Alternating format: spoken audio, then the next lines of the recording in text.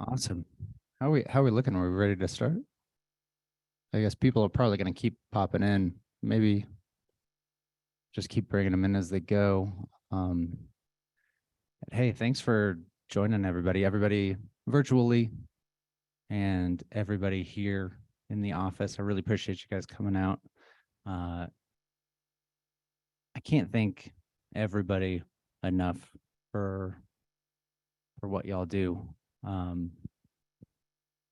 Oh, well, yeah, I guess that's important to know, right? Yeah. And again, bear with me.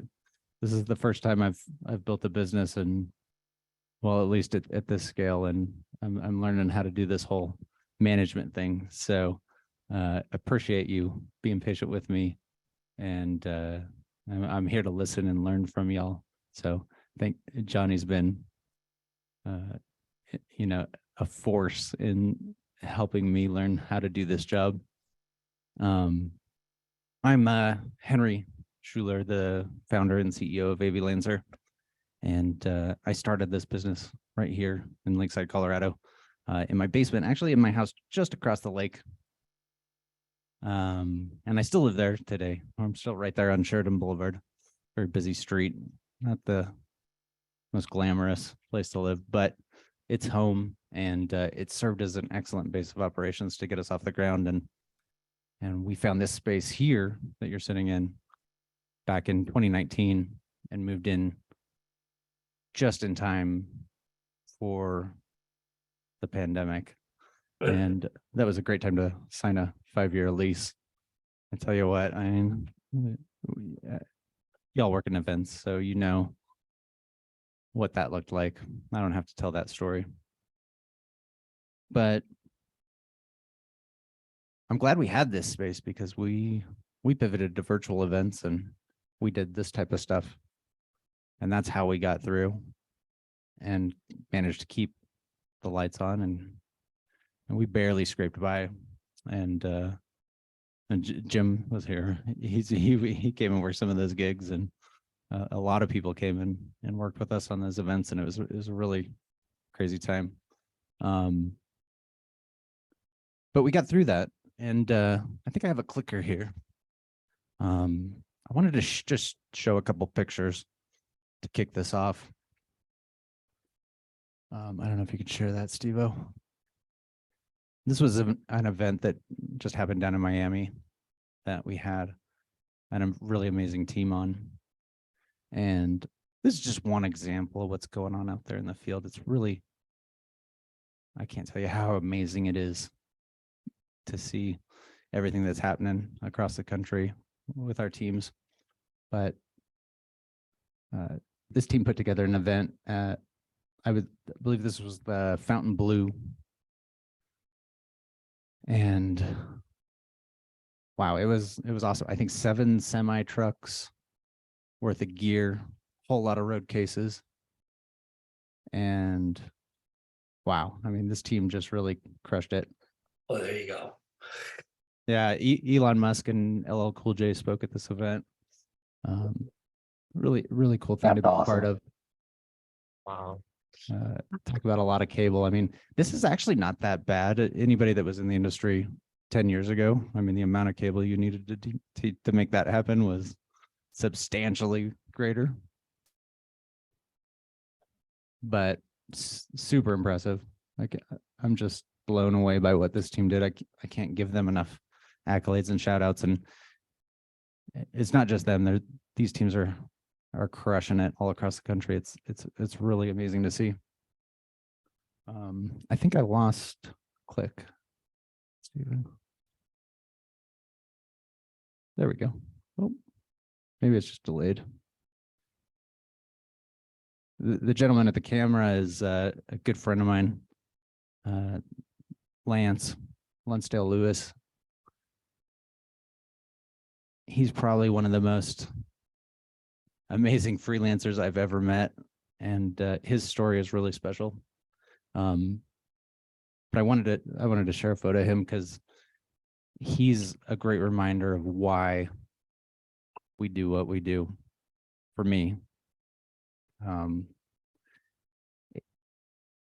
AVLancer exists to help freelancers succeed.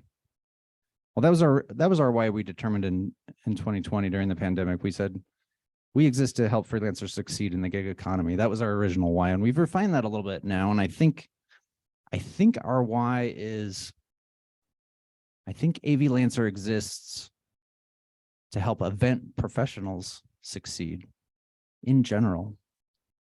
Just AVLancer exists to help event professionals succeed, period. Because it's more than just freelancers, right? It's every employee here on our staff is an event professional. Every client that we support is an event professional. Every keynote speaker that goes on stage and delivers a powerful message is an event professional. So I think that's our why. And I think this picture right here really serves to demonstrate the why. That's our national director of events, Tim Santos, handing an LED tile to one of the crew, jumping in there, rolling his sleeves up, helping that crew succeed, helping them deliver a successful event. And that's powerful to me. That means a lot. Like, that hits me in my core because I grew up in this industry. I worked in this industry my whole life, and you don't always get a lot of help out there. And so to see people supporting each other like that, I mean, that's why we do what we do. I think I lost my slide again. There we go. That event turned out really amazingly. It was a lot of cases. A lot of, like I said, seven semis. That's Tim Buchanan. He's one of our regionals. He traveled out from Colorado for the event. Big shout out to Tim for the Tims. We've got 3 Tims at the company. It's really confusing. But they're all really good people, so maybe we'll try to keep hiring Tims if we can. Oh, I see Laura chiming in. Love you, Laura. Anyway, I just wanted to give a quick shout out and show an example of what's happening out there. I think it's just so powerful to see those images. And I hope, my only ask for tonight is for some open communication. I want to hear from everybody. We're learning, we're growing. We want to keep growing in the right direction, and we want to serve you guys. Y'all are so important to me, and y'all are the reason I get up in the morning early and I stay up late and I work hard. So the idea of this town hall was just that. It was a chance to hear from you, talk to you, listen, and hopefully continue to make this business better and better. So that's it. That's all I had. I really just wanted to show those pictures and, get everybody thinking about what's possible and open it up from there. Yeah. I don't know. Do we want to start in-house? Anybody here have any questions? We'll just pass the talking stick here, if that's all right. Hi, Mel Augenstein, event manager and also lighting tech. This is more, I'm going to turn around because I'm like looking at the screen and then everybody else is over here. Okay, there we go.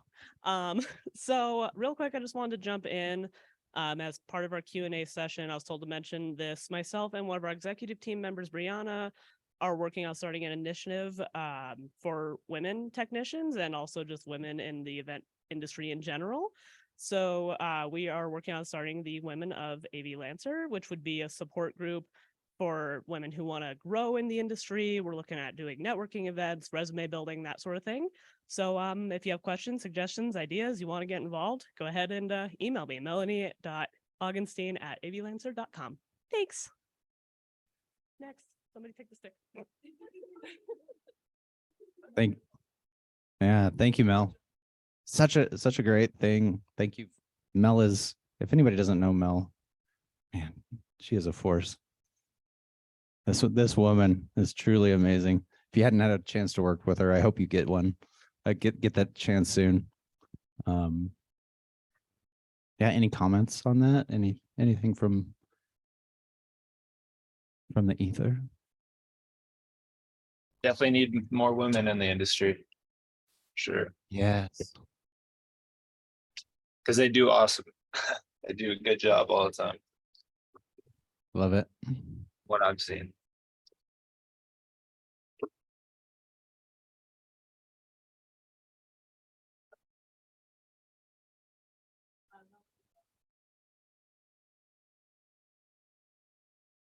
Yep, there we go. Awesome stuff. Anybody else in the house have anything they want to share? Questions, comments, ideas? Two-way communication is the key. Johnny, did you want to speak? Yeah. Yeah, love it. Hi, everybody. I'm John Fell. I'm the old guy. I come from old school AV. And for all of you out there, I want to tell you how proud I am to work for AVLancer. The sacrifices that this management team has made for all of us is amazing.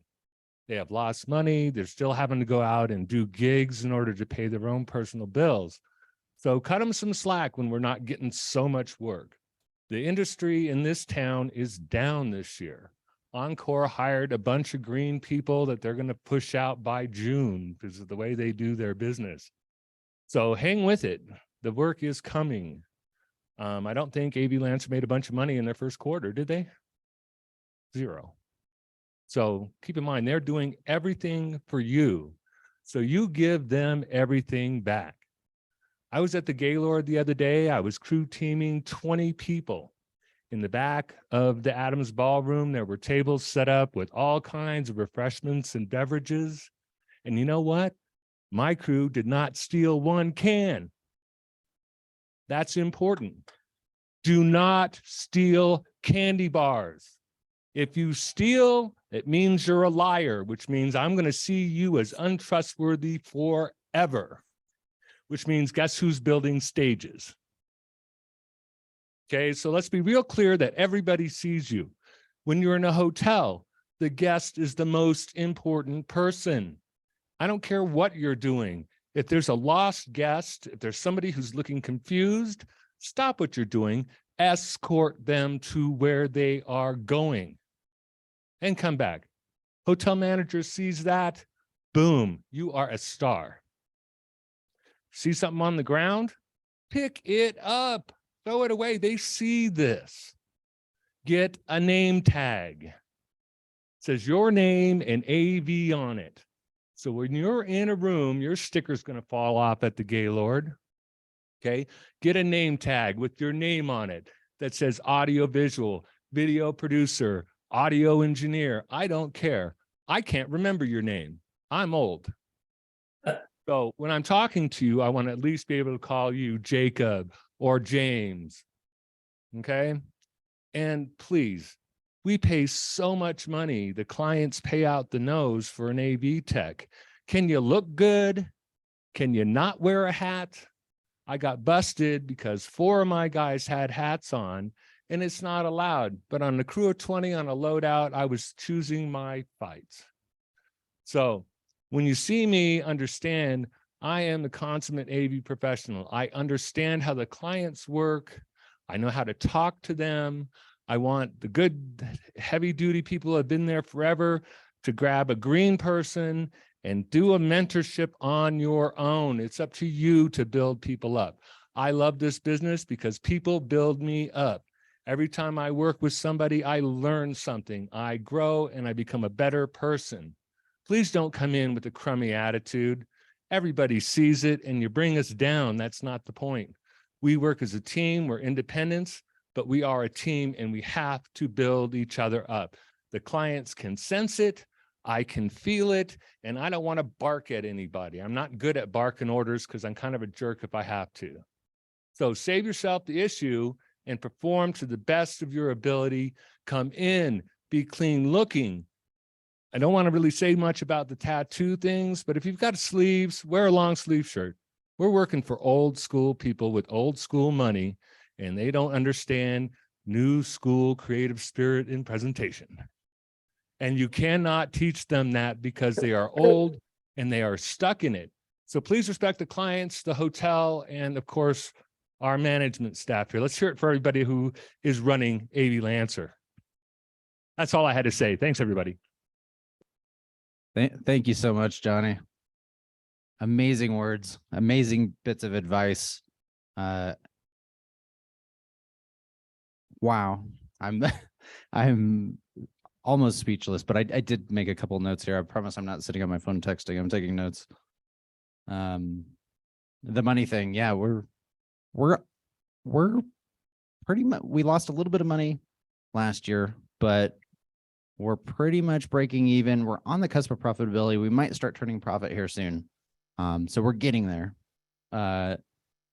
Everything we make, it's going straight back to you guys. I mean, we have this office here. This is a beautiful space. This has been a big investment in our saving grace. But really, we're putting everything we have straight back into development. We're trying to build out our tools, build out the platform. We have a philosophy of automate the mundane. We're trying to automate all the processes that suck so that we can spend time elevating each other. And I think that's exactly what Johnny was talking about, is we're not here to steal work from each other. We're here to build each other up. Like, there is so much work that is going to be coming down to us. We're not going to know what to do. I mean, the forecasts and the marketing that we're seeing going out to 2030, this industry is going to continue to grow, and we're gonna need a ton of new amazing people to keep up with it.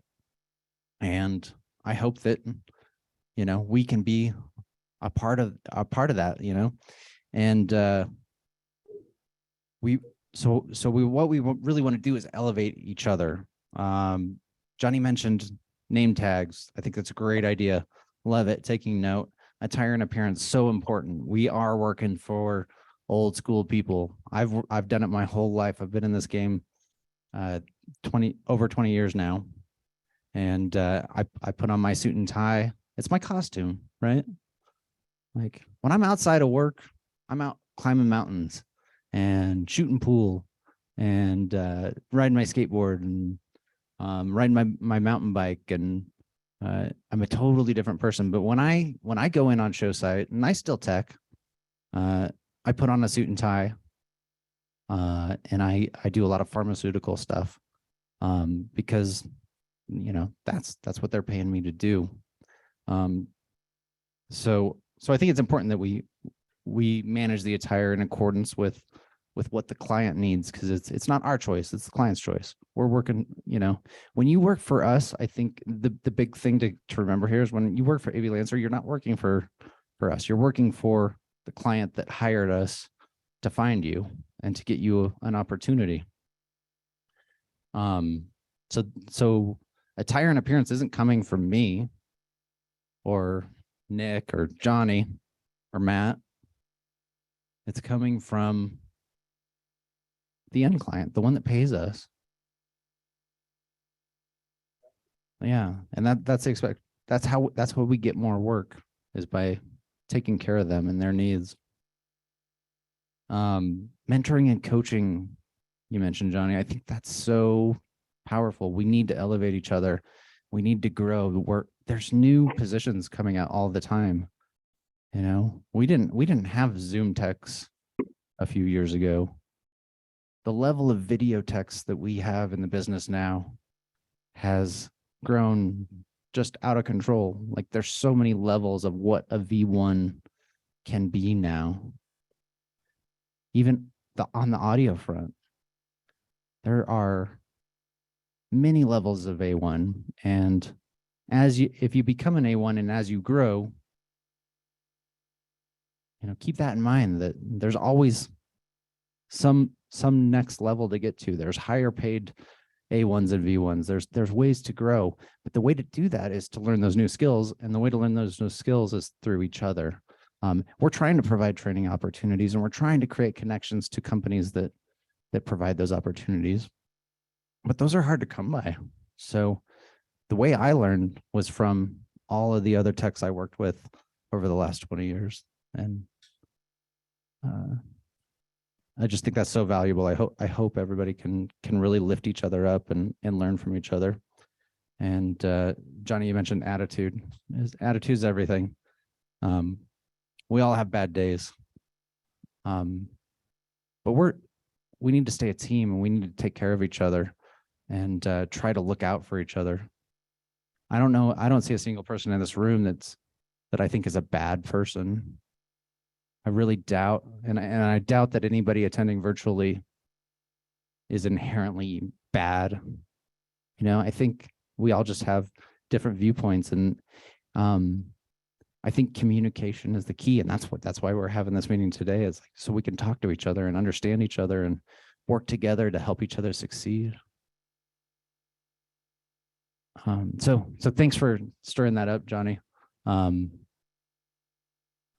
Anybody else in house have a comment? Anybody else want to speak? Ask a question? Hi. Oh. Hello. Hi, how you doing? This is Herno Frazier. I'm from the northeastern market. I work as a V1 and a camera operator. Mostly New York, Philadelphia. Thought you guys have put me in jobs before in Jersey. I like what Johnny said, but I just want to add my little 2 cents in the expectations of the level of services from professionals, and especially in high traffic markets like New York. Things. Sometimes there's a disconnect as far as the expectations of what the techs are bringing, or what we are contracted to bring to the table. I only describe as some vendors, highly specified, skilled positions like V1s and camera ops and A1s. If you get my drift, sometimes expectation to the job has been delivered, if you get what I'm trying to say. So say I'm on site as a camera operator, operating a camera, and my job or duty is delivered. Some of the vendors like to shift you to something else that has already been allocated, as far as like staff-wise or team member-wise. What is that? Is that something you would have to contact who organized the labor? Is that something that on the spot you would say, can I get back to you? Or is that something that's just check with my manager or the lead on the site? I'd like you guys to expound a little bit more on that, and what will be the protocol for somebody dealing with a client that expects more than what they paid for?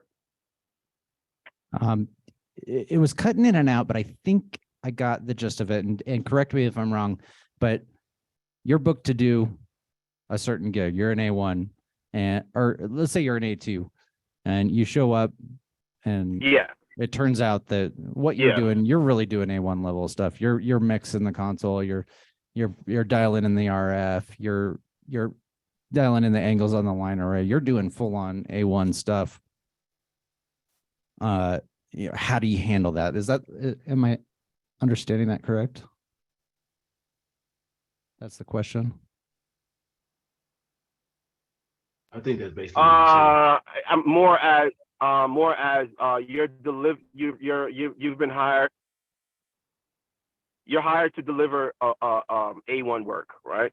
And then you deliver that A1 work, and there's an expectation to help out lighting just to finish the call. Where does that kind of expectation, like, how do you guys view that? So I know the culture, because that's in the Northeast, that's kind of frowned upon. New York, especially New York, Philadelphia, it's highly specialized labor doing, and it's like if you go on a construction site, do you ask the carpenter to help out with the electrician?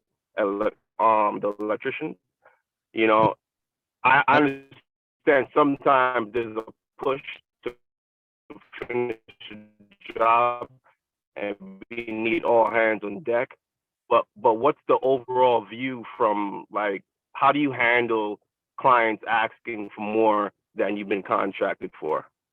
That's a really good question, and I've certainly seen this all across the country, and I've encountered this a lot on my own gigs.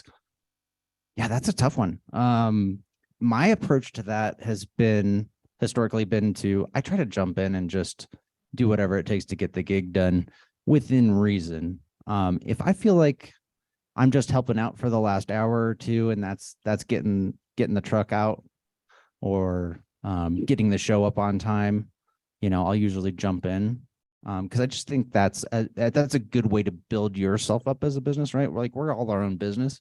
So I think jumping in and taking the team approach is my standard. And that's kind of what I like to emulate. And I think it's up to each individual, but I think that's really powerful. But I think there's a fine line there, right? There's a gray area between jumping in and being a team player and being outright abused, right? Right. So that's really hard to define. Like when is a client actually just like digging too 100%. deep? I think that's hard to not take subjectively. So I don't have a great answer, and I would love to hear other perspectives on this, but that's a really tough one. Henry, this is Nick, Chief Experience Officer. I just wanted to pipe in on that. I completely agree. And I think a lot of it is about, you jump in and you do what needs done. And I think if it does, if it becomes something that is it's something you're capable of, and it's a much you're going way more in depth than just, helping whatever, focusing a light or something or whatever, you let us know, certainly. And we can go back to the client and we can discuss, hey, really, this was more this sort of thing or this sort of position, and and try to get you paid accordingly for that. So that's just my 2 cents on that, my perspective. May I say something, gentlemen? Jeff Kovic from Chicago. Can you hear me and see me? We hear you, Jeff. I can hear I can hear you. I can even hear you on Zoom. you. Very good. Jeff Kovic, Chicago, cameraman for years, second year with AVLancer. Say hello to Tim B, Tim S. Hey, guys. Quick comment on presenting myself, being an asset for myself, being an asset for you guys. At many occasions over the years, working on other companies where people are stealing food, sleeping, can't be found, which is really terrible, scaring the heck out of the house staff. And we're representing ourselves and you guys. Today, I had the good fortune of working with Rico here in the north suburbs of Chicago. I'm sure he says hello. But my comment is, as I was emailing to Nicholas, how can we learn more about audio, digital, video switching? But first and foremost, back to your original question about if a customer asks more, assistance. Many times it's happened where I'm on a property by myself, whether it be Monsanto, Harley Davidson, I'm sure these names are familiar. And by myself, I don't have the opportunity to say, hey, I can't do this. And whether it be a PowerPoint question or a power pack or some little trivial thing, I could always talk to the person that's, director of that property at a later time. But I would think the opportunity to help the customer probably would be first and foremost, but you could always build the customer. Your thoughts on learning more and my thoughts on what I just said. Thank you. Thanks for that. I got a question, if that's all right. Well, can we respond? I think, Johnny, did you want to respond to that? Coming back from the old school, I don't think that you should be specifically tied to something. We're a team of people trying to get the client taken care of. And me, myself, even as a crew lead, you'll see me working. You'll see me putting up truss, putting up lights, putting up projectors. That's right. You know, it's teamwork and teamwork only. We don't say no to the client. The answer is always yes. We'll roll with it later. Why present yourself as someone who's going to do conflict when you can completely avoid it? You're really scheduled for the 10 hours. I would suggest just being a team player because that's what makes it work. That's what I do. That's what the best people I work with do. And if I may add a I'm sorry? PS, and if I may add a PS to what I just said, if you could still hear me, please. Yeah, we're still hearing you. Good. Yep. My mantra that I've been pounded into my head is always try to outthink the customer. That's usually easily done. And then two, the other mantra is what's next? Because you don't want to be seen standing around twiddling your thumbs because it's bad for representation of you and it's bad representation of the company. And I see that so many times when people are not asking what's next, make the customer feel Yes. important, like we should feel important, like you guys are treating us. Yeah, I understand that point, but just like Johnny was saying about stealing, if You're breaking up. Yeah, sorry, you're cutting out too much. He might be better served typing in his question. Yeah, Aaron, you're cutting out like crazy, man. He probably can't hear you because his internet is so bad. I was just thinking the same thing. He's probably still trying to talk. I'd really like to chime in on this subject at all possible. Yeah, it's really breaking up. Go ahead. Yeah, you should have him type up. I'm Matt Capel, Las Hello? Vegas. We hear you. Las Vegas. Hey, how's it going? And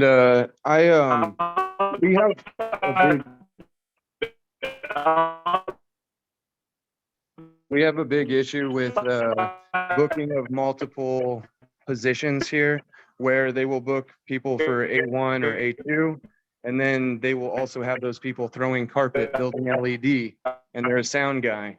And so basically it's become up to the contractor, the freelancer, to make sure when he gets booked or she gets booked, to make sure that the labor coordinator that's booking you is willing to bump your pay, because we always need to take care of the customer, right? So we got to do what they need to do, what they need us to do.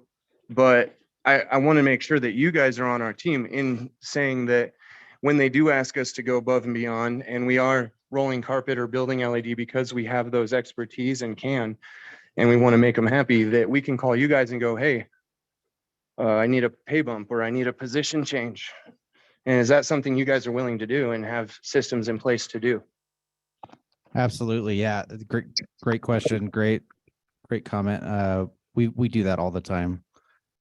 I think Matt, I don't know if you wanted to speak to that, but we're really good about going back to the client and saying, hey, this isn't apples to apples. Let's make this right. Yeah, we do that all the time. Somebody's on a shift and then they're asked to do something else. If it constitutes higher pay, we'll go back to that client and we'll try to get it from them. If we can't get it from them, we're going to pay you that anyway, if we determine that's what the case was. Happens all the time. I've been a director at all these properties. Things change. Everybody knows that. And one of the other things about, if you're asked to do something that you're not comfortable doing, you don't have to do it. You're there of your own accord. We would love you to jump in and help out.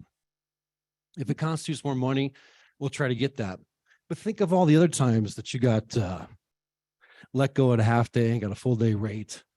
Those are fantastic things to think about when you're like, all right, I got to work a little bit harder today, but I didn't have to do that all these other times. Josh Taylor, everybody. Come on, front center. There you go. Just a quick, hey, I'm Josh, event manager for the Mountain region.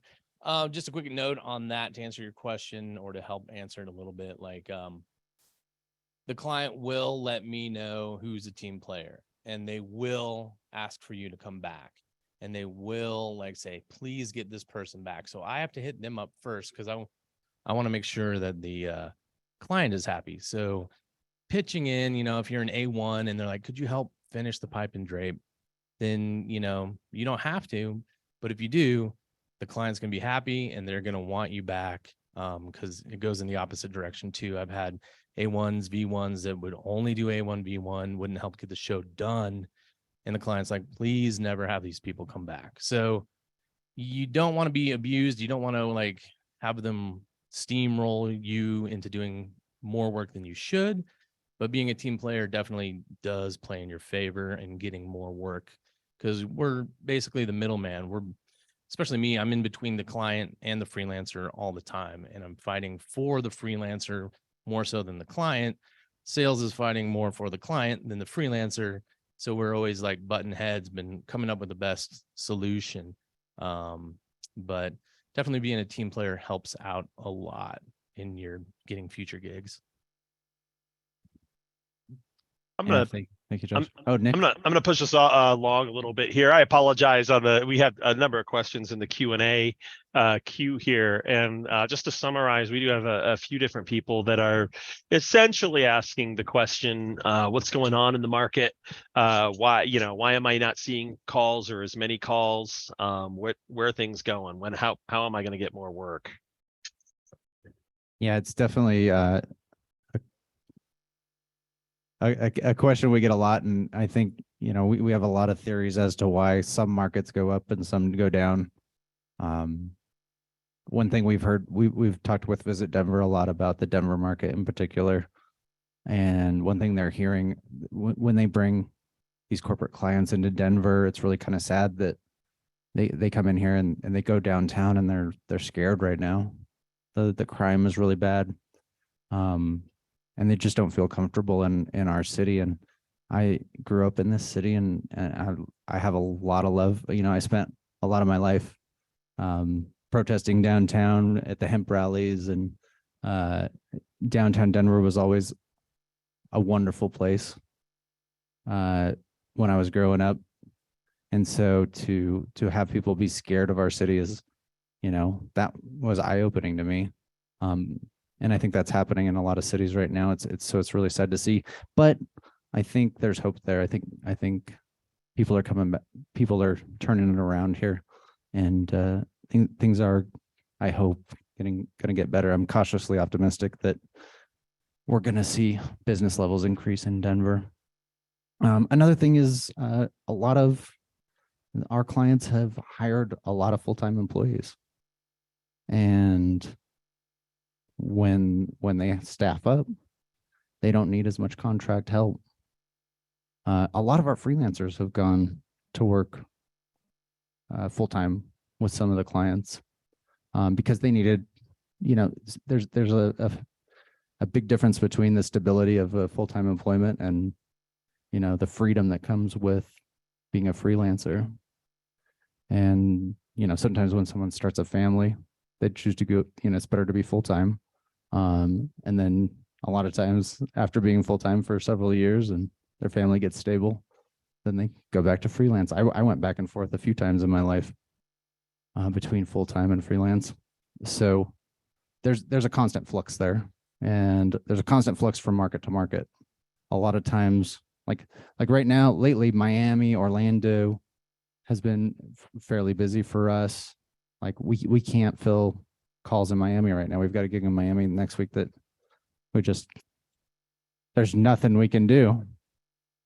Yeah, we're talking. Yeah, we're always trying to get travel budget to bring people out, and we can throw those opportunities out too. That's one thing we're trying to build up our Discord channel. So if anybody's not on there, we're trying to kind of make that a bit of a public forum too, so that when we have a big thing in Miami that we can't fill, we can kind of throw it up there and be like, hey, does anybody have family? And because a lot of times clients can't afford to travel crew out, but if you've got family or a place to stay there, you want to go there for a week anyway, and that pays for it. Like we have a lot of digital nomads that love to just cruise across the country and go city to city and work as locals in cool places. So I think that could be a huge opportunity. to help fill in those work gaps from market to market. I saw an in-house hand go up. Dylan. Maybe just like in the Discord. I guess so, yeah. Maybe just in the Discord to creating like a cross market like channel so that people can see those opportunities of some sort. So like maybe that's the thing. I don't know, that's why I was raising my hand initially, but now that I'm here. Wait, is my phone over there? Yeah. Just some things that my friend mentioned to me earlier. She's a V1 working out of Raleigh, North Carolina. She owns her own company. I went to college with her. Just some things like as far as like advancing yourself and like as far as like wanting to advance your skills out of a stagehand, out of a GAV position into a more skilled operator position. The things she did is just, I would say the biggest thing that got me up so fast was my work ethic. I'm just going to read it verbatim. I'm always early, always stay late, always ask what I can do to help as soon as I finish a task. That simple thing really set me apart from other hands. Like makes you a tech, makes you skilled, makes you mindful of the client, of everything that's happening around you, and all the inner workings in a show in general. And I asked the shops to come in on my off days to teach myself switching for free. I also asked if I could shadow shows without charging them so she could learn. So these are just all things that made her, quite literally, she said, last month I made $17,000.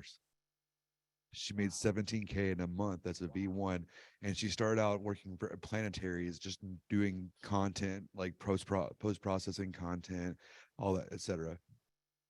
I think she's a freelancer herself. She just owns her own company as far as like her individual company, like we all do, right? But yeah, no, that's like just in the Southeast region. But yeah, my whole point coming up here was like the cross marketing might be an option, but typically I feel like that's of course for A1s and skilled operations. So in order to get to that level of making like a precedence of yourself known well enough is to do those things.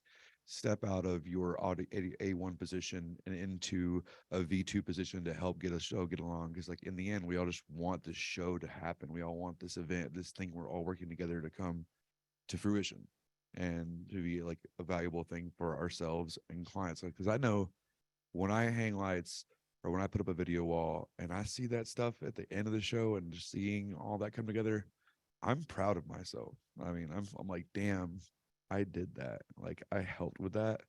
And I'd be taking videos. I'll take like, whatever. Like everybody does that. So just like, being there, being present, obviously is going to get you in a better position. But I don't know, as far as like what John was saying about the mentorship program, like making yourself available and making it known that you are trying to advance out of a JV position is the way that you're going to get out of that and be able to cross market yourself.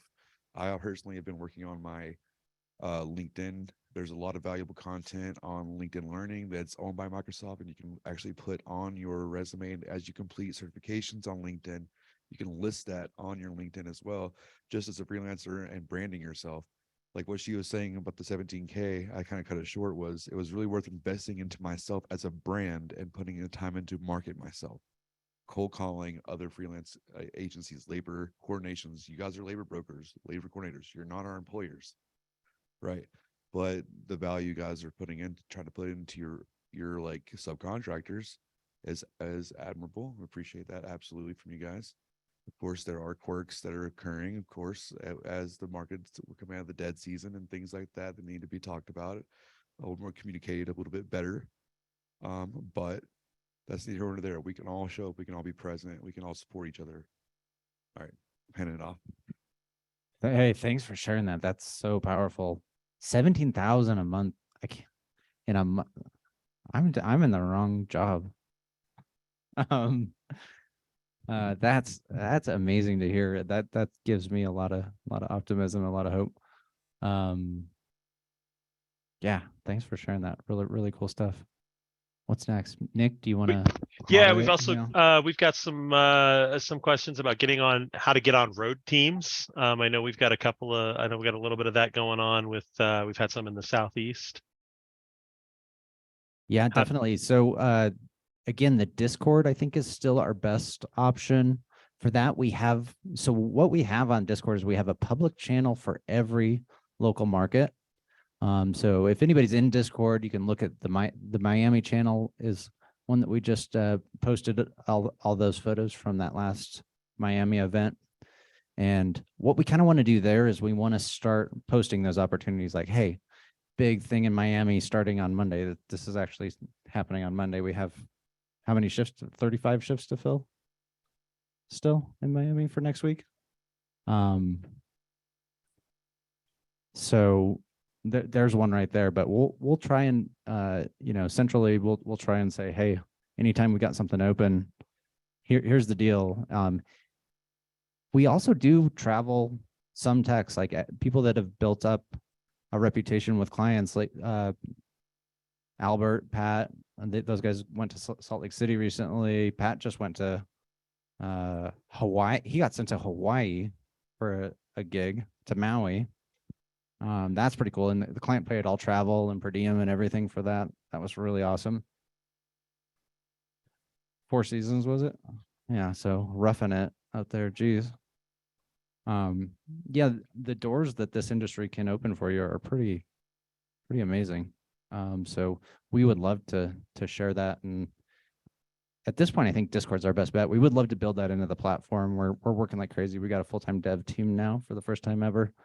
And Len Mahaffey's our first full-time senior dev. He's an amazing individual. That guy is big shout out to him. We're coding stuff in as fast as we can, and I wish we could go faster, but we're trying to build as much of this functionality into the platform as we can. We got one question here, Henry. I have quite a few travel dates booked this summer direct through clients. Is there any avenue to reach out to those local labor coordinators to see if there are work opportunities while I'm in their markets? I've requested travel opportunities since becoming a Lancer. Yeah, that's basically the question. I'd have to go to, I think, Discord for that too, right? Talon just posted the link, discord.avlancer.com. We'll get you into the server. And then from there, you just add your name. We do first name, last name, and then a dash local market. So mine is Henry Schuler -Denver. And I think that's the best avenue for that too. You pop in that public channel for Miami and say, hey, I'm going to be in Miami for 2 weeks. You got anything? And then that's a central board that everybody can look at, right? So we're not, log jamming emails and getting things get like we get so many emails, and I personally I hate email, but it drives me crazy. But something like Discord, yeah, you can just pop back and be like, hey, who said they were available in Miami? Oh yeah, Dylan's available in Miami. Like, dude, let's get you on this. Why not? That's the whole reason I started this, is because all the time I would be like 3 a.m. in a ballroom, pulling my hair out, like trying to figure out how to get a show ready for a 6 a.m. breakfast the next morning, just wishing I had some help. And I knew that like probably like in the same building or right across the street, some AV guy was just sitting there twiddling his thumbs like, man, I wish I had some work. There's no way to like connect each other, right? Like it was so frustrating to me. So I thought maybe we could solve that problem. We also have Noah Fertel. Hey, Noah. Long time, man. What positions are y'all constantly finding hard to fill? For the folks trying to grow their skills, where's the most need? I don't know. Do we have Santos or Eric maybe could speak to that? So yeah, I would say, well, probably the biggest one that we probably run into the most, at least on the higher end, is lighting. I don't know what it is, but I mean, we all know there's probably there's a lot of audio people out there. Not saying that there isn't plenty of work for all the audio people out there, but yeah, I would say L1s especially, like anybody who's aspiring, if you've done L2 work or anything like that, and you're looking to get into a higher end position, a 1-level position, something along those lines, that's the biggest one. L1s for sure, and LDs are probably the biggest ones. And then the rest, it kind of depends on the market. You know, like here in Denver, obviously, we don't have too much trouble finding GAVs, but kind of like Miami, which is a newer market for us, we actually have decent higher end techs down there, but we're having trouble finding GAVs in Miami. So it really depends on where you're at. Phoenix is a little bit the same way. We have some core people in Phoenix that are pretty good on the higher end of stuff, but GAVs are a little tougher to fill. Yeah, I would say lighting for sure. Obviously, people that can do advanced AV tech, which I know is a kind of a unique position, but basically people that maybe aren't one level in any specific thing, but say you're pretty comfortable with a video switcher, but you can, you know, you can bring some faders up and down on lights, and you also know most of the basic stuff with audio, like basically running a mid-level room, but you're kind of the one in charge of all three, which is kind of an advanced AV position. Those come up a lot, and those are probably one of the more difficult ones to fill. Because you have to kind of really, the needs for that position are probably the broadest out of all of the positions, because you have to, maybe it might be a little more video heavy or a little more audio heavy. Probably nothing to the level of dealing with a line array or dealing with an E2 or a large barcode switcher, but you might have to do a couple of those things all at once. Like you might have to mic up some people, watch your mic levels, and switch between a couple of laptops. And learning those skills, like at least getting to almost like a 2-level skill, but across the board of all three disciplines, those positions are really tough to fill. But those would probably be the two that I probably see the most, is advanced AV and lighting, probably the ones that I see the most. Here's another one right here from Michael. Does the company have any new plans to roll out to individualize and position yourselves apart from other labor companies? And actually, I'm going to tie that into another question in there, which is what's our plan for coming out of the red? Hard questions. Okay, so I just want to echo what Eric said. The super tech role is super important, and that got me more gigs than anything else in my career. I've had the privilege of doing AV in 5 continents now, and all of that was thanks to being a super tech. I go in and I do like high profile stuff where a lot of times I'm the only guy on site, and just being able to do that and take really good care of a client and deliver hospitality will take you amazing places. So being well versed is huge. Plus, when you're working as a team, if you understand the other positions, even a little bit, like it helps so much to be able to work together as a team. What are we going to do to differentiate ourselves? That's a great question. We're working really hard on that. We're building hospitality focused training programs. We've got a GAV 101 class that we took all across the country last year. Brought a lot of knowledge to a lot of amazing individuals. We're working on a nationwide insurance program. We've been working with underwriters on that. We want to try to get really good insurance for every freelancer out there at affordable, group rates. We're starting with liability and maybe like workers' comp, like kind of the basic stuff, and then we would love to be able to help find health insurance and wellness for freelancers. Together everybody achieves more, right? That's team. So if we group together on things like insurance, we think we can offer a lot there and save people a lot of money and I think the vast majority of freelancers are probably not insured. And that's a tough spot to be in. Coming out of the pandemic, I mean, I think it's no secret that we're in the middle of a serious mental health crisis. And when I realized that I was depressed and I was feeling really anxious and I wasn't sure why, but I had this hole in me that the pandemic left. I was able to get therapy, and I started going to therapy every week and seeing a counselor, and I had good insurance, luckily, because of paycheck protection and the EIDL. we were able to keep insurance going for our employees. And it cost me $10 a session to get the help I needed. Super powerful. I mean, I was in a really dark place, and I knew I needed that help, and it brought me back. And I had a couple of friends that were like, "Hey, you look a lot better. What did you do?" And then I recommended the same provider I had, and they went to him, but they didn't have coverage. And that same session cost them $120, I think, a session. And I was like, that's not fair. Like, why can't we get help for my friends? So that's what got us thinking that direction. Hey, how can we get a policy for everybody, or how can we get people access to a policy? So those are things we're working really hard on. Other than that, we're trying to build a lot into the platform. We're working on training opportunities. We want to connect you guys with there's a ton of great providers, a ton of manufacturers that offer training. There's a ton of programs that come through city to city. So we're trying to just create those connections. Those are the main things that I think are on our radar right now. Rapid Pay has been a big one. That's been really hard for us as a company that all last year was not profitable.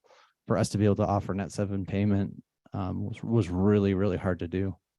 And we want to keep doing that. We want to get to InstaPay. That's our goal. Like, we would love to be able to, like, as soon as you enter your actual hours at the end of a shift, like you click pay and the money hits your account. But that's really hard. These are not easy problems to solve. And especially now with banks collapsing and all of the craziness that's going on in the banking sector, it's harder than ever to move money from one place to another. Banks are constantly saying 3, 5, 7 days. And if we're trying to pay Net 7 and a bank's telling us 5 or 7 days, I mean, come on, guys, like, why is it taking so long? And why do they keep moving the goalpost? So we're going to keep working on that. We're going to keep working really hard on that, trying to get everybody, paid. It's this whole Net 30 thing. It was Net 45. I had clients when I was building up that would take Net 90 to pay me. I was like, that's not realistic. Like, you can't live that way. So I think that's probably one of the most valuable things we can do, is solve the payment turnaround time problem.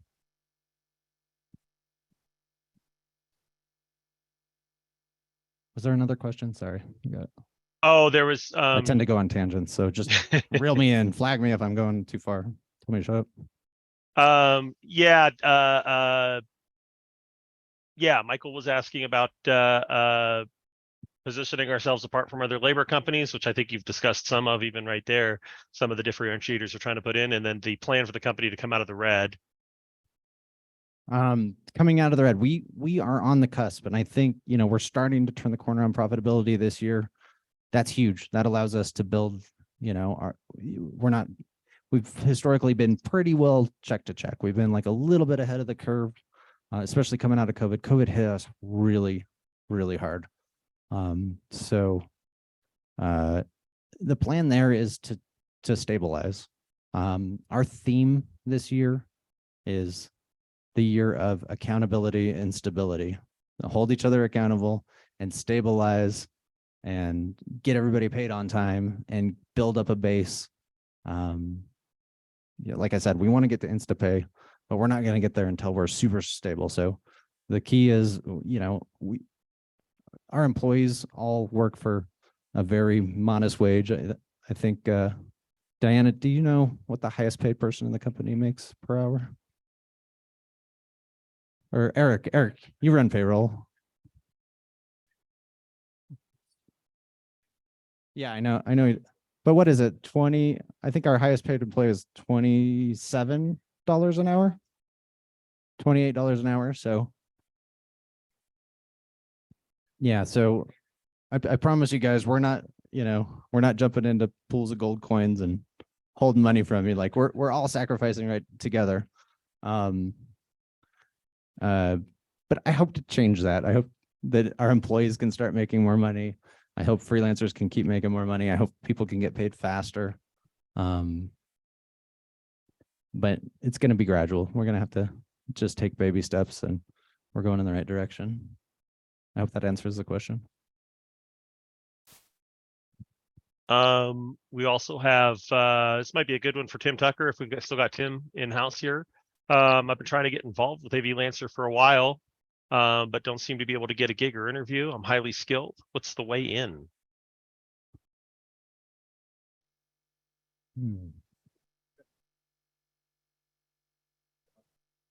So whenever anybody signs up, they will get an email, obviously, to do paperwork. You'll get some intro to the company. And then after that, you will get an invite to a personal interview, usually with me. I don't like to call it an interview because it's really just discuss our partnership and find out a little bit more about you and tell you about how things work. So I would just say if you haven't received that email, please let me know. You can hit me at Tim, or just probably better yet, recruiting@avlancer.com, and that will get you off on the right foot. But just know that as a company, like everyone in the company, we put a priority on responding to people. So I see people out there just like asking for work and that sort of thing. Just reach out. We will try to help you as much as we can. Now, I think one of the main topics of this discussion has been about how business is a little bit slower. So just know, you're not off the list, but there's ways you can increase your chances of getting calls. And it's mainly communication and being available and reaching out and let us know what you need, and we'll be glad to help. So hopefully that answers your question, but honestly, just personally, just reach out, recruiting@avlancer.com, and we'll see what we can do to get you work. So. And the one thing, I'm not exactly sure where that question came from, but it's a unique scenario depending on the market we're in, that a lot of say here in Denver, everyone here is here locally. We have a very big roster here, so when business maybe isn't quite what we expected, it affects all of you guys negatively here, because it's almost like our roster is very big here, even if we do have a moderate amount of business.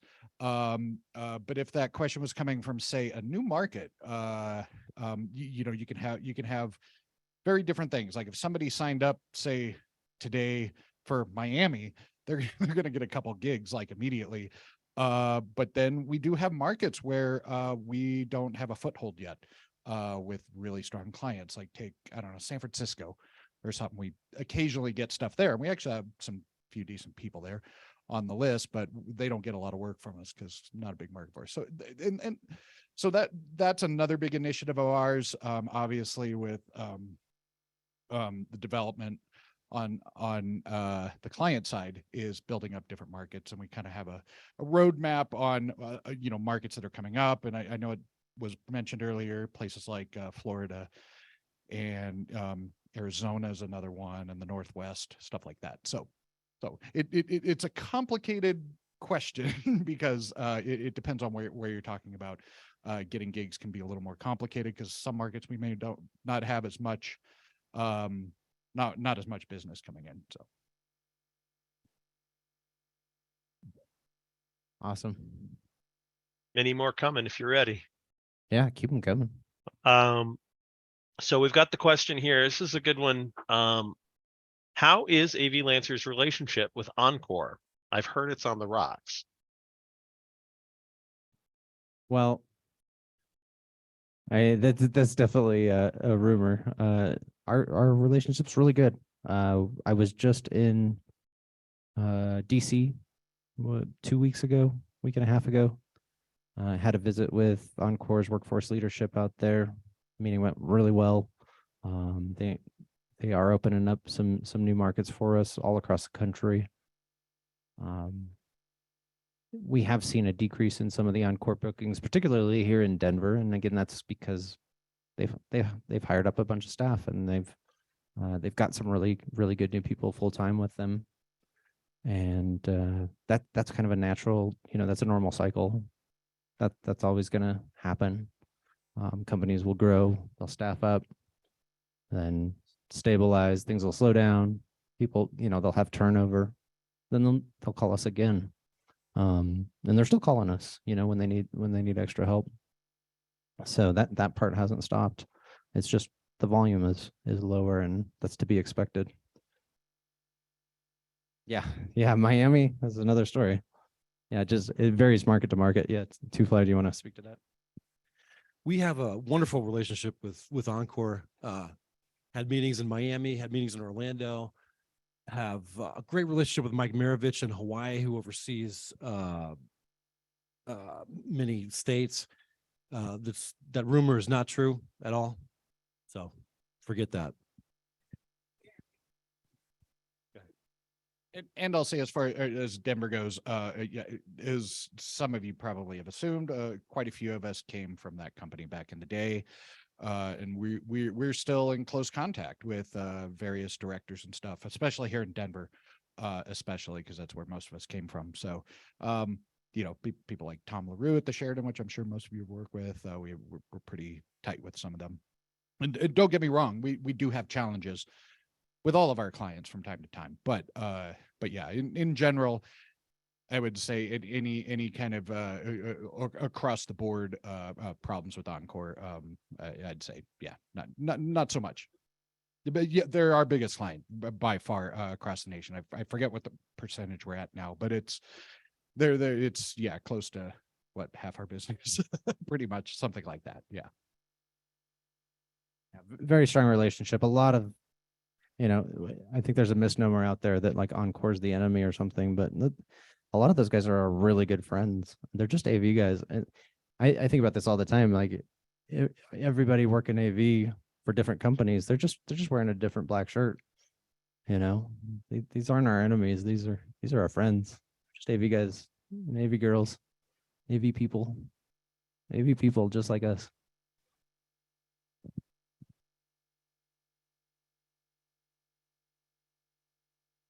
I think we did have a couple, we had one or two raised hands, and I think we're talking about maybe we can, if we can open it up for one or two of them. Talon or Steve, Desmond and Hello. Yeah, go ahead. Oh, hey guys, how you doing? Hello. Doing good. We got you. Oh, awesome. Hey, I was a little curious, and especially after the statements about Encore. I posed a question earlier because I was kind of curious about how the company has been doing financially and moving out of the red. But with Encore being your biggest company, or I guess you say one of your largest vendors, how is the strategy to mitigate that, to move out of the red? Because I didn't hear last time, like, really what was the strategy of how you're going to move from basically breaking even to actually getting really into the black, if that makes sense. Mm-hmm. Yeah, definitely. There are a couple of points there. We are moving into the black, starting here a little bit in Q1 and a little bit here in Q2. We are moving that direction. It's very small. It's like, maybe 2 percentage points. But we're moving in the right direction, and we have, turned the corner there. And as far as our strategy goes with Encore is we want to keep growing with them, and we're working to grow with all of our clients. There's a lot of market share shift happening in terms of in-house AV. So we're making sure we're aligned with all the in-house companies we have. We do work with all of the in-house companies, I think, aside from maybe a couple of smaller mom and pop shops. But we're trying to work with all of the in-house companies there. So as those shifts happen, those natural, shifts in market share, we want to be a part of that story wherever that transition occurs. Does that answer the question? Yeah. In a way. No worries. Okay. And to kind of just piggyback a little bit off of what Henry was saying is, yeah, I have noted, because Encore is such a big piece of our business, we are very aggressive about hitting clients that aren't our regular clients, or trying to build up the clients. And that's a major initiative on our development side, is just trying to get, we're going after clients outside of the Encore. Not only are we trying to grow into Encore because they are kind of like one of the biggest as far as major metropolitan downtown cities. They tend to control a lot of the major spaces. So obviously we want to keep growing with them, but we're also trying to get more of the business and going after clients who tend to your out of town clients, like your clients that hop from city to city, and we're trying to stay in with them. We have a few like I guess AP Live and PRG, companies like that. We're trying to work with them more and more and grow those clients as well, to kind of, I guess, diversify our base of clients. Basically where I'm going with that. Okay. Yeah, so thank you guys. I guess the idea is really to grow the base of your client base outside of Encore as well, in order to generate more revenue. Yeah, absolutely. I just wanted to add to that too. One of the most amazing things I've seen happening recently in that regard is freelancers growing their businesses and actually turning what was just a freelance business into a full-on AV company of sorts. Maybe it's a lighting company, a sound company, just LED companies, camera companies, photography businesses, videography businesses. We're seeing this more and more. We're seeing freelancers get elevated, and then as they grow, our freelancers are becoming new clients, and they're coming to us and saying, "Hey, help me fill in the gaps." Awesome. So that's been really the most amazing growth story I've seen in that regard. Awesome. Thank you guys. Thanks, Liz. Got a few questions here about camera work. One hand, is there any possibility of the rates going up for different types of camera? Obviously anywhere from on sticks and handheld to sports lenses, etc. Also, some questions about camera work in general. Sounds like a couple people feel like they've seen a lot less of it from us this year, and just wondering if that is the case. I haven't seen that firsthand, but yeah, I think Two Fly hit the nail on the head. Robocams, Robocam operators are still a thing. But yeah, I would anticipate as Robocams become more and more a thing, be ready to pivot, right? Be ready to switch to a Robocam op, be ready to switch to, get to know video, get to know switching, get to know record op, be versatile, because nothing stays the same forever. I mean, what the techs we don't have slide projector operators anymore either, right? Yeah, it's a different world. And to kind of pinpoint on the rate part of it. So I know my department and the sales department, we kind of reevaluate pricing. Usually do it about, we look at it about twice a year. So every 6 months or so, we kind of reevaluate where all the rates for everything. Kind of like, I don't know how long ago it was, the big one when all of our GIV rate went from 300 to 350 on the freelance side. We haven't looked at camera in a while, or it hasn't adjusted in a while, but that's something we do. We usually about every 6 months, we'll do market research, see what other people are paying in the industry.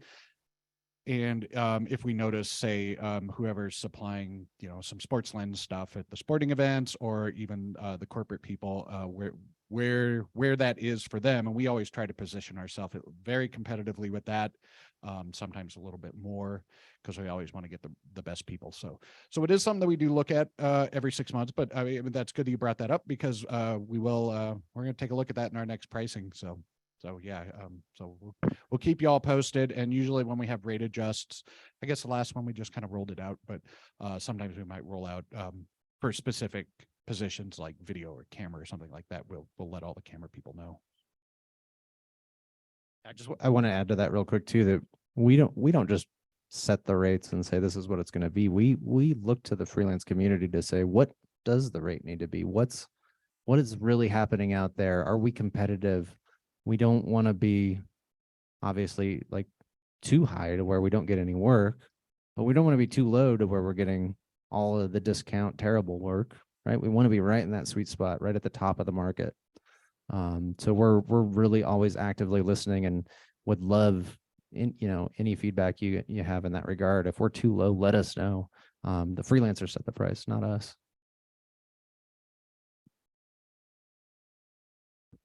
Had a great suggestion here actually, from Isaac.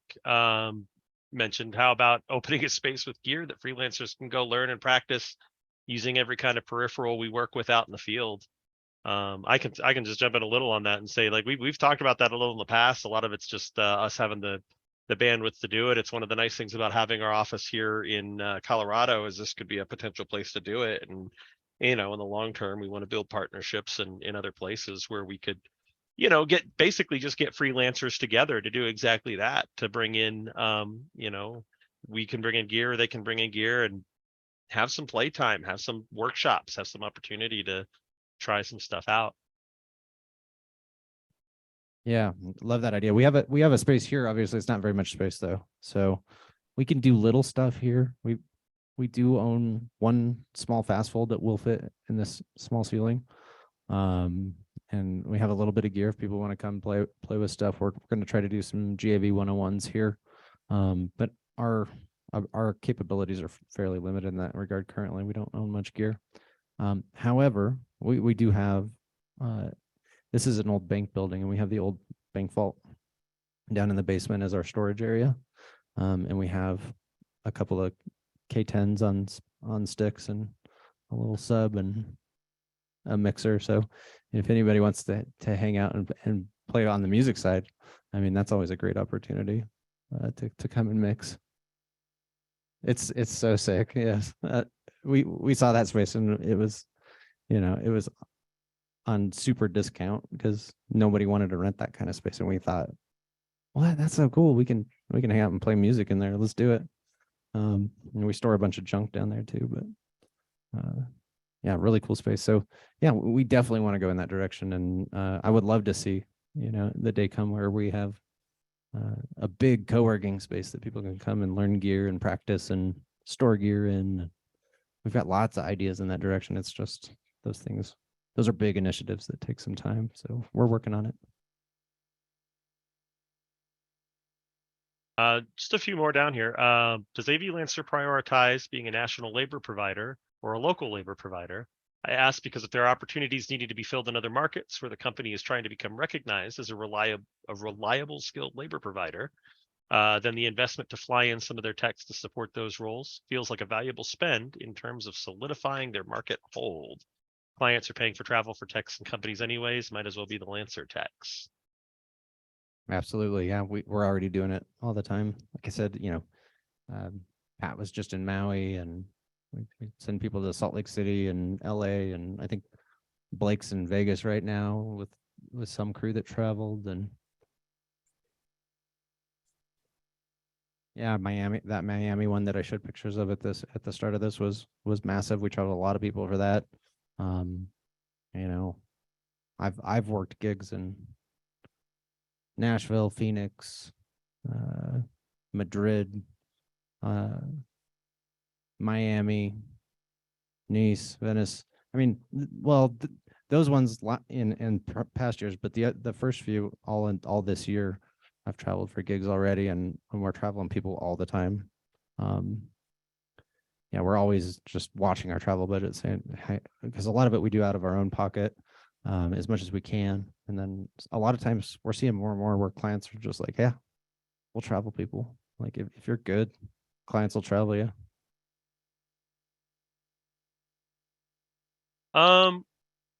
What lighting boards are we seeing most often when we get lighting work? L1 work, LD work. Oh, hi.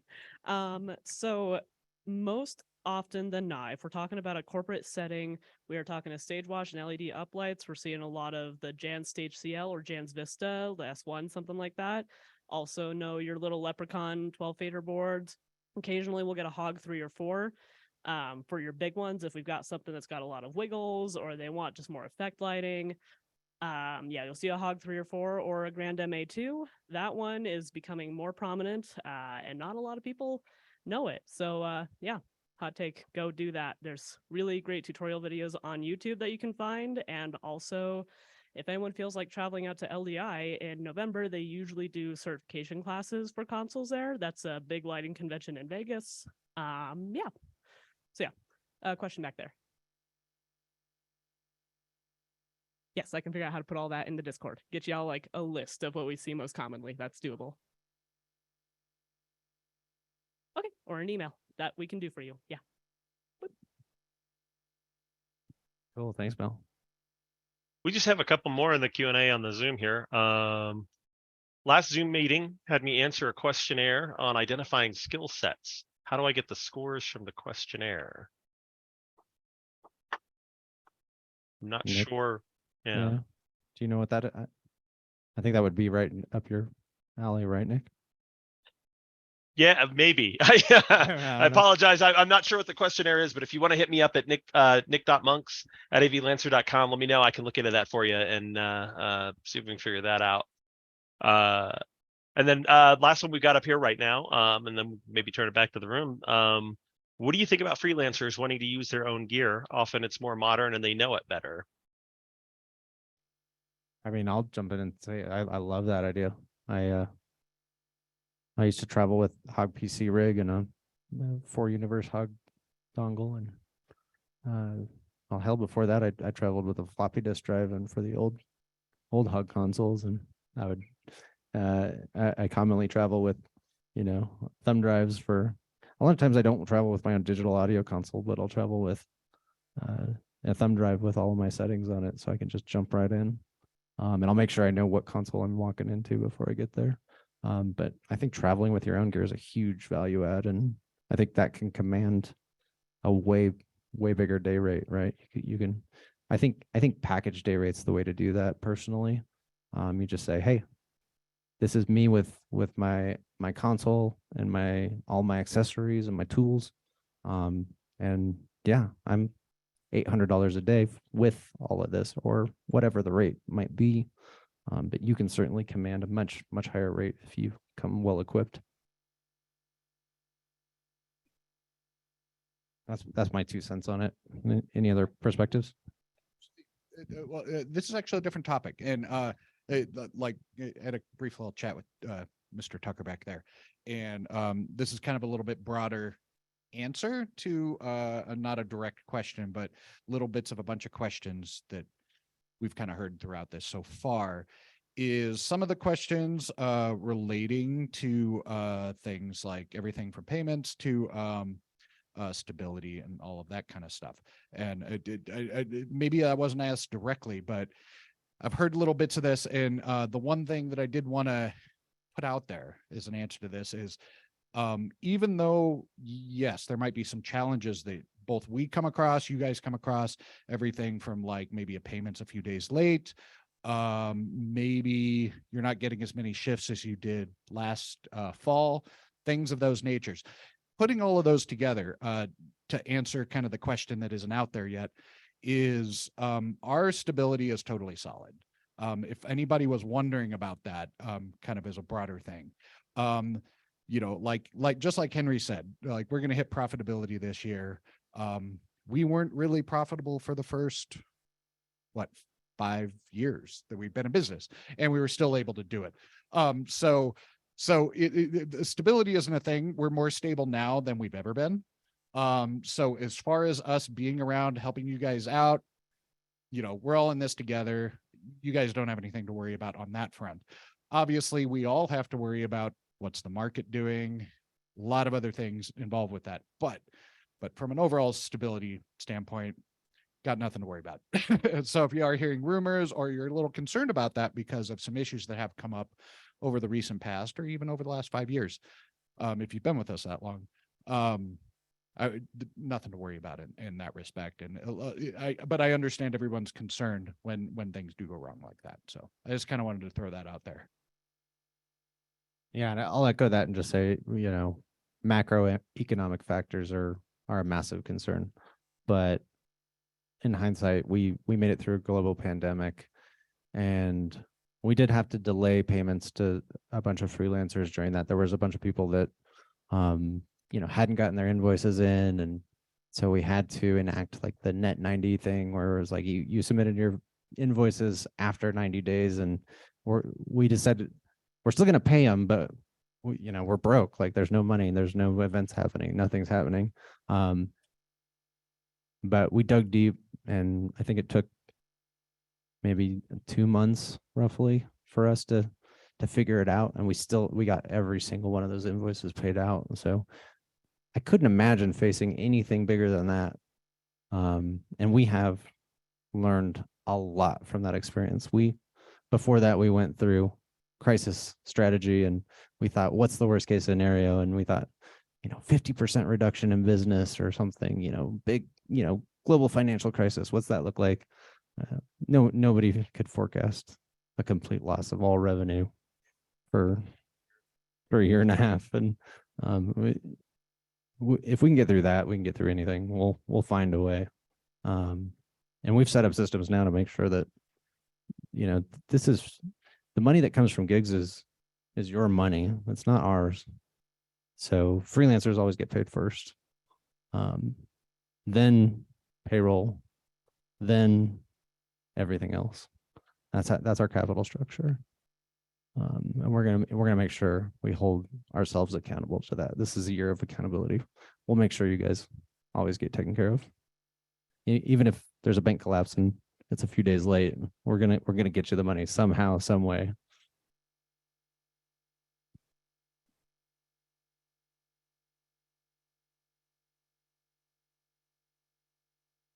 He's back. One of the things I want to also talk about is personal safety and safety on the job. Once again, I had 20 people working a crew yesterday, and I had a guy lift an entire frame kit up and set it down incorrectly. 2 people. We're not in a hurry.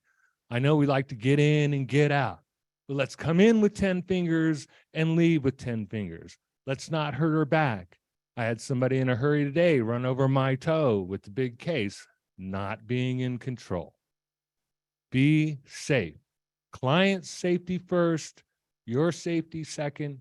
If you don't know what to do in this crazy world in an active shooter situation, it's very, very clear what we do. We run, we hide, or we fight. We're there to protect the clients. We are the eyes in the back of the room. We see a door open that's not supposed to be open. So keep in mind, your job is not just an AV tech. Your job is to live and work and provide a safe environment for the client and the hotel. Keep your eyes open. We're living in crazy times, pharmaceutical, abortion conference, you name it.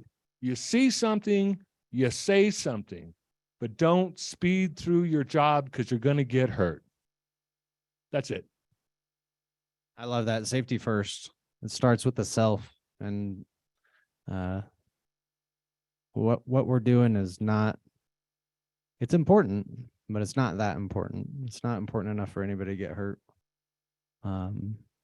These shows are going to happen. These companies are going to go on. Live, all of your lives need to go on first and foremost. And if the show starts a little late, that's not our fault if it's a safety issue. We'll back you guys 1,000,000%. Safety first. I love that thinking. Thank you, Johnny.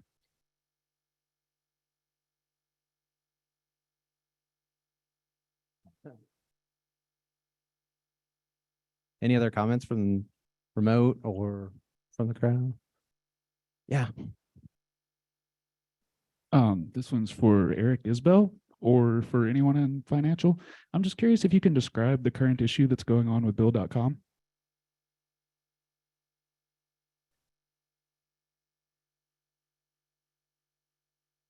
Gotcha. Yeah, I've definitely been working with finance a lot on this. Again, this all really ties back to the banking stuff. We keep moving the goalposts. So when we process a transaction that used to happen in one day, and correct me if I'm getting this wrong, Diana, but stuff that was instant takes one day, and then stuff that would take one day now takes 3 days. And You know, sometimes if we process stuff on a Thursday, it won't hit till a Wednesday now, and so we're scrambling. So like we have to get really creative. Like sometimes we'll run a credit. If we run a credit card, we can get instant pay. So we'll have to be like, okay, let's run credit cards, but then we only have so much credit limit. So as soon as that credit card's maxed out, then the only thing we can do is bank transfer. And then the bank transfer, of course, then we hit the payment delays when we have to run that. So that's been a real challenge, and we're working on just capitalizing better to take care of that. You know, our clients still pay us net 30, net 45, net 90. So we're always trying to figure out how do we get, you know, money to you guys faster when we haven't got paid yet. We're almost always waiting to get paid long after the freelancers get paid. So that's the struggle there. Does that answer the question? Yeah, and we're working hard on it. I promise. It's a really hard problem to solve, and we've been working on this for years. It's an uphill battle, but we're not giving up. If anybody wants to just invest, you know, $1 million or so, that we can solve that problem right away. We don't have a rich uncle to help us out in that regard yet, but we're working on it. We're trying to meet rich uncles all the time.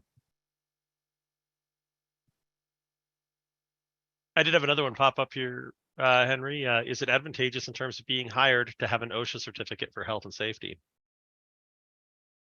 It certainly couldn't hurt. I know in Vegas, that's a pretty big deal. Some markets more than others, but we don't have a lot of clients that even ask for it. We've seen it a couple times. Yeah, lift certification, fork certification, rigging certs. We don't touch rigging at all, but you know, it could certainly help in general for freelance. You know, any cert is an asset, right?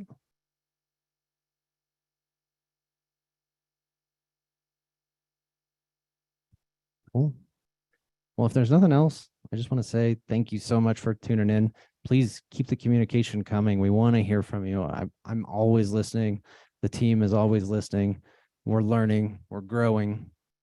We appreciate your advice, your knowledge, anything you can bring to the table. It's so appreciated. I can't thank you guys enough for turning out for this.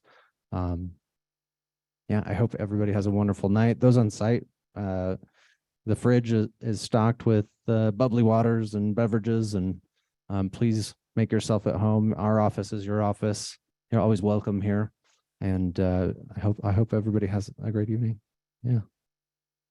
Hey, thanks so much.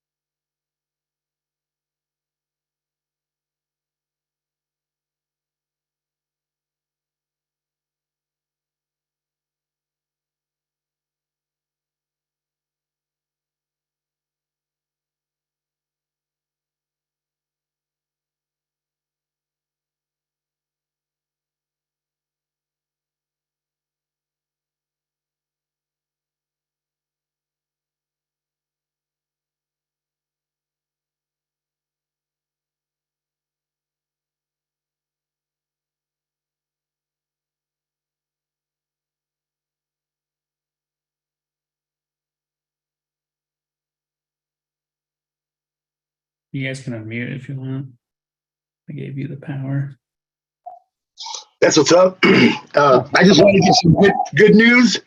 Thanks to AVLancer, I got my degree. Henry's my man. I've been with AVLancer, messing with you guys since the very first gig out there at School of Mines. I just wish Adam State could beat him, but just want to thank you guys for putting up with me. That's awesome. Aaron. Filling people up. I'll start crying, but you know, we've been through a lot. Dude. Thanks for putting up with me. Huge shout out, Aaron, and congrats on the degree, dude. Thanks for hanging in with us and putting up with us. It's been a journey. my friend. It's been a journey. Yeah, I look back at it, having to do school from a tent and on my laptop, and just you guys at AVLancer make sure we're paid. That was helpful. I know a lot of people were hurting it when it first started. I had to get dog food, some food from Laura. So like, it's little things because I'm still in it. I'm looking at graduate courses. I'm reporting from Albuquerque, home of the Netflix studios. I'm down here in the big ABQ. So yeah, it's all right. I'm looking at graduate courses at UNM. So Dude, I love Albuquerque. I'm gonna have to hit you up next time I'm down there. I was also gonna say, you know, we're dreaming big here, but as we get stabilized and now that we're getting on our feet, we keep thinking about we're gonna have to do something with like a big drone shoot or something cool. And I always think about you when we have those talks. So you know, as soon as we get our ducks in a row and we're ready to do that, man, I'm gonna be hitting you up. yeah, I seen Victor. He got his drone. Hell yeah. Yeah, you guys can see mine over my shoulder. I've got the Mavic 3. I got my license 107A recently. Hell yeah, Jared. How you been, man? How's things Doing going? doing good, staying busy. I'm working the last 10 days doing a virtual gig. That's something I was curious about. Do you guys ever hire out or try to market to place like virtual Zoom producers or anything like that? Yeah, dude. I'm virtual was our saving grace during COVID. I mean, we pivoted to virtual hardcore here, and that's why this place is so techy, is because we were hosting virtual events. And then when live came rushing back, I mean, we pivoted back full steam ahead and we stopped doing virtual altogether. But now we've actually had some inquiries coming in, and we're trying to work on a gig for Reddit coming up here in October. Cool. I don't know if we're gonna get it or not, but we were like, okay, we finally have the bandwidth to try and do virtual again. So I think we're gonna give it a go. We'll see what happens. But I just did a 10-day virtual run, so it is sprinkling in every now and then. Yeah. I think it might become more of a thing too, especially with, you know, inflation out of control and everything. People are like starting to realize, hey, we got to dial back our travel budgets a little bit. Maybe we do need to do a bit more hybrid. Well, and the two I did recently is one for quarterly earnings calls. So every quarter these happen. And there are a bunch of financial advisors that aren't going to fly anywhere. And the other one was a medical conference at the same thing. The attendees are in America, but all the doctors are in India. So they said the way the conference is set up, they're just never going to travel because it's just too much time out. So some of these shows I think are here to stay. A small percentage, but I think they're worth going after. They're very sustainable. Yeah. Because like you said, if something else happens, they're still going to be. Yeah, man. We had a lot of fun doing it. We had, you know, I think at our peak, we had maybe 40 or 50 laptops here, and we would just cram people in and we'd all be wearing masks and like trying to keep our distancing, but just like doing anything. We wired the whole place for 10G internet and 10G not internet, but 10G local network, so that we could bounce, you know, NDI feeds all over. And so we still have a lot of that capability. We don't have we liquidated most of the computers or sent them out to people. But we could scale that back up real quick if we need to. Hey, Chief, before I cut out, I had who's on camera? That's my guy. I taught him opera knots. Who, me, Gerald, or what? You said there's like 40 cameras. So yeah, he's a fellow working the camera. You showed at the beginning. Oh, Steven? He's from Africa. No? Who? I don't know. I thought you had a new guy. He's like from Africa. Super cool. You talking about Shim Brewster? Nah, he makes music and stuff, and he was one of your camera operators out there at a couple gigs, and he was relatively new, and we were doing pipe and drape, and I taught him how to tie an opera knot, and I see him running a camera too, so he's moving up. He's moving up in the world. I just don't know who you. Can't picture him. Should I look at? There's screens everywhere. I don't know who I'm looking for. Oh yeah, that was the guy that was like on one of the first pictures, I think, helping. Like there's 3 people in the picture. Yeah, that'd be the homie. Oh, Lance. They talk about Lance. Yeah, that Lonsdale Lewis, one of my favorite techs in the country. Phenomenal dude. I think that's who we're talking about. Yeah, he's from Africa. Like, I'm not sure what country though. I believe I thought Lance was Kenyan Jamaican. or something. Yeah, but- yeah. I think he is. Yeah. So those guys are all islanders, phenomenal people. And man, can they play music? I tell you what, Appreciate it. we Thanks have, for putting up with me again, Henry, and everybody out there. So hey, yeah, love you, Aaron. Thanks for tuning in, man. Can you guys hear me? Yes, I can hear you. Hey, I worked with you guys in Colorado. I just want to know if Greg is still with the company. Greg Bowles. Greg Bowles just flew out to DC with us. We had our so we have a little Nissan van, you know, those like tiny little vans that feel almost like a car. They get 30 miles a gallon. We got one of those with a fast fold and a bunch of gear in it that we take around the country doing GAV 101. And he just flew out to DC with us to meet. We met with Encore and we went out there for Neil's 60th birthday and had some cigars and scotch. And then him and Nick drove the van back to Denver. So that was the latest project he was on for us. And we're trying to get him involved in more and more stuff too as we've been ramping back up. Yeah, amazing human. He's a really good friend of mine. Great. Yeah. Earlier in the this meeting, you talked about how San Francisco is underdeveloped. Do you think it's because of the union jurisdiction, Local 16? Oh, for sure. Yeah, San Francisco is heavily union controlled, and we do some work out there, but it's far and few between. I mean, the union's got that market on lock for sure. Okay. Well, I also took I was the one who requested the scores for this questionnaire that Greg was hosting to try to get a sense of where the skill sets are for certain freelancers. I'd like to see if I can update it or maybe, work on getting what the scores are, because I think every position is very nuanced, as you know. I just took a course with Brompton in Burbank, California. So I'm able to manage an LED wall, but I'm sure there's nuances to that as well.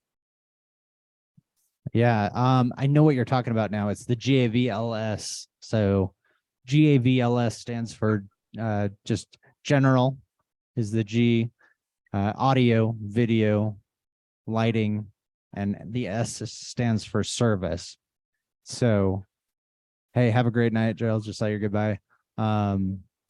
Yeah, those scores currently we only kept those for internal use initially. I think I don't know. You might be able to see it on your profile.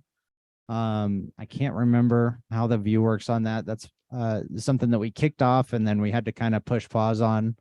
But we do plan to get that going again. So the way you would do that is we're going to launch those back up and you would retest if you want to boost those skills up. So you could retest anytime, just jump on on the next survey. Those all happen live, and that's just part of a quality control. We want to do those live so that we get really accurate survey scores. And those are not meant to be disciplinary in any regard. They're meant to just give us an idea of where your skill sets are at and where where you have room to grow. And then that helps us decide where should we invest? Like what type of training should we open up? How can we get you relevant opportunities to help you continue to grow those scores and improve, just build your business? Yeah, totally. I'm in the midst of taking I'm taking the Quick Start AV course with Infocom, aka VIXA, and I also have credits towards the VIXA certification is really a lot of information, and I think if like I'm originally with IATSE and there's a training fund that somehow it gives credit to whoever takes these AVIXA courses because it's all free of charge. You get a free membership, otherwise it's like $35 a month. So, when things are slow, it gives me an opportunity to put in more control over my education. So I hope to be working with you guys again. And if I'm ever in Colorado, I'll be out in Evergreen or Pine.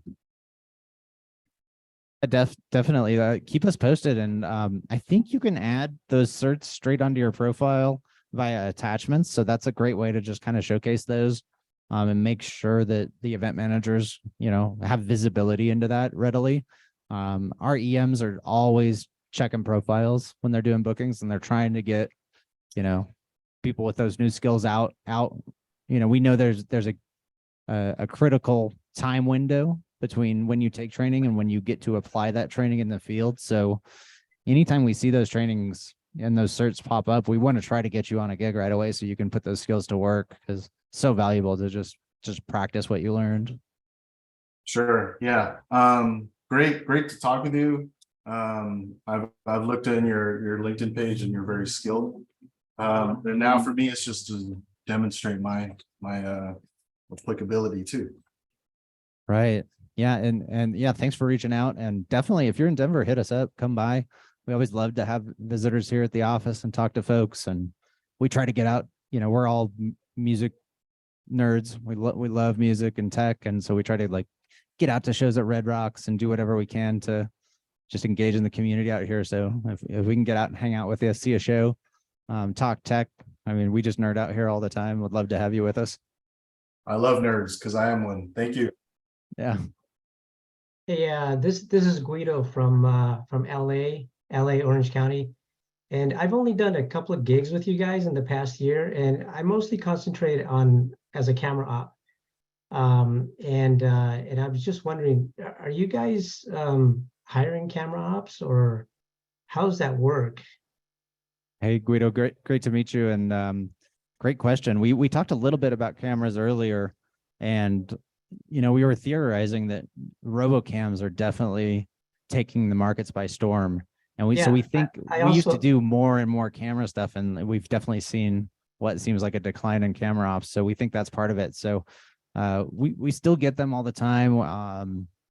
Blake is the main man. Have you talked to Blake Zabluski at all? Blake, yes, but I haven't talked to him almost a year. Okay. Yeah, pinging him. Again, the Discord is a great channel to just kind of make yourself seen as well. Just hop on the public channel for LA and the OC. LA and the OC, we group those all kind of into one, even though it should be at least two markets. It's such a massive city.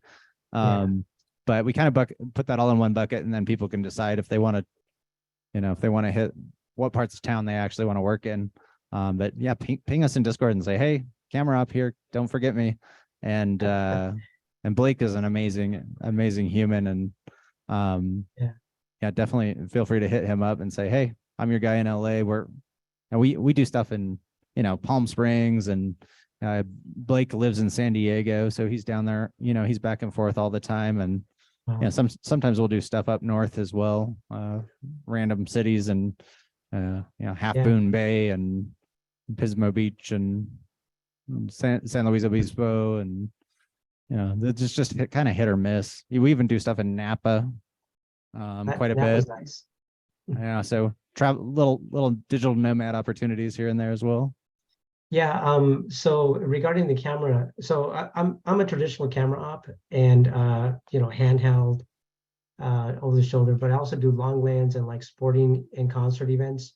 But I also know the reality too that a lot of these camera ops are shifting towards PTZ, where you can control 2 or 3 cameras at a time, which is fine. And I do have that skill set. I worked with the Panasonic, the Sonys, all that stuff. So, but yeah, okay. Well, it sounds like I just need to hit up Blake. Yeah, Blake's a good guy. Discord's a great resource. Also, if you keep your skills updated on your profile is a huge thing. So if you see a skill there that's not there, that you're like, hey, I got this skill, this is valuable, and we need this, just let us know. Like we'll add a skill in there as well, so that you can showcase that and make that known. Because odds are, if you've got that skill, other people got that skill, we need to get that out there and make sure that clients know that this is a resource. Okay. All right. Very good. Well, thanks for putting on this town hall, and it was very informative. Awesome. Yeah. Thanks for the questions and comments. Really appreciate it. Thank you. Cool. Well, thanks again, everybody remote. I'm gonna hop off here for a minute, but appreciate y'all. Love you.